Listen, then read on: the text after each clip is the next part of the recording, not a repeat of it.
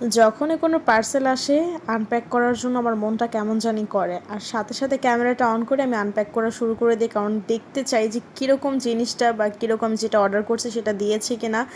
আজকে আমি দেখাবো হচ্ছে কার কার ঘরে আছে আইস রোলার অথবা ফেশিয়াল আইস ক্লুব। আমার কাছে ছিল না বলে কিন্তু আমি অনলাইনে অর্ডার করেছি, আর এটা কিন্তু আমার জন্য খুব মোস্ট ইম্পর্ট্যান্ট একটা জিনিস, বিকজ আমি প্রচুর পরিমাণে মেকআপ করি আর সেটা লং লাস্টিং করতে হলে আমার এটা দরকার ছিলই।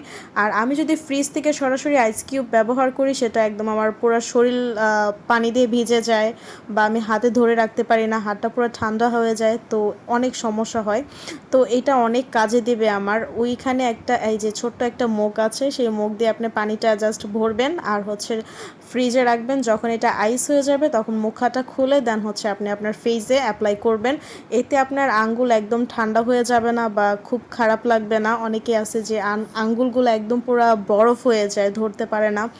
আর যাদের অ্যালার্জিতে সমস্যা আছে তারা কিন্তু কখনোই বরফ ফেজে ইউজ করবেন না, কারণ অনেকেই আছে ঠান্ডা পানি খাওয়ার পর তাদের কান বন্ধ হয়ে যায় বা কান চুলকায়, গলা খুসখুস করে।